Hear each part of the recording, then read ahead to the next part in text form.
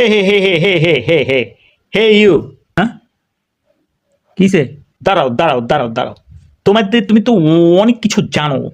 তুমি তুমি বলতে পারো তোমাদের এখানে যে হ্যাঁ না গণভোট, এই গণভোট কিসের জন্য হচ্ছে? হাঁক দিলে কি হবে, না দিলে কি হবে? বলো বলো বলো তো শুনি শুনি, বলো বলো বলো বলো। হয় এটাই তো পড়তেছিলাম, এটাই পড়তেছিলাম যে আপনি যে কইতেছেন হা দিলে কি হইব না দিলে কি হইব। হা দিলে গণভোট হইব প্রথমে নির্বাচনের আগে, হা না ভোট হইব। এটার মধ্যে হা দিলে অনেক কিছু হইব, না দিলে ওইটা আপনি মানবেন না। এর মধ্যে আছে আপনি তত্ত্বাবধায়ক সরকার, তত্ত্বাবধায়ক সরকারি দল আর বিরোধী দল একত্রে কাজ করব। ১২টা ১২টা আপনার এই অপশন আছে।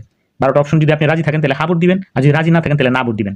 ভালো ভালো কথাই লেখা আছে, সরকারি দল আর বিরোধী দল মিলা আপনার একত্রে কাজ করব। সরকারি দল ইচ্ছা মতো সংবিধান পরিবর্তন করা পারবো না।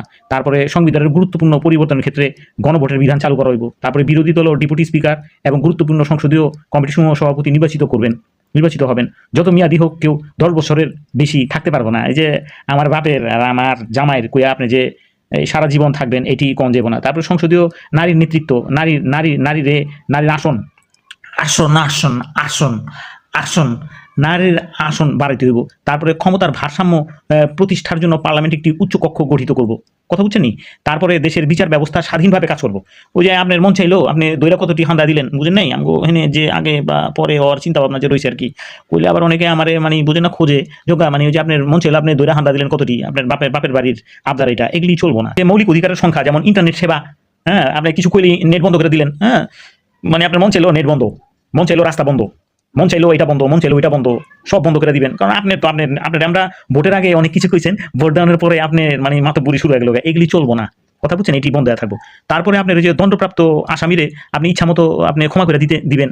আপনি আইনজীবী হয়েছেন, বড় বিচারপতি হয়েছেন দেহা, রাষ্ট্রপতি হয়েছেন দেহা, আপনি রাষ্ট্রপতি, আপনার কাছে দেশের প্রেসিডেন্ট রাষ্ট্রপতি আপনার কাছে গেল, আপনি ওই ১০ জনের খুনের আসামিরা মাফ করে দিলেন, এটি চলবো না। তারপরে রাষ্ট্রপতি ও প্রধানমন্ত্রীর ক্ষমতার মধ্যে ভারসাম্য থাকতে হইব। আপনি যে প্রধানমন্ত্রী হয়েছেন বইলা, হ্যাঁ আপনার ওই বিচারপতির ফোন দিলেন না, এটা করো তো, এটা অমনে দিয়ে এমনি দিয়ে এমনি দিয়ে অমনে কইরো, এটি বন্ধ হয়ে যাবো।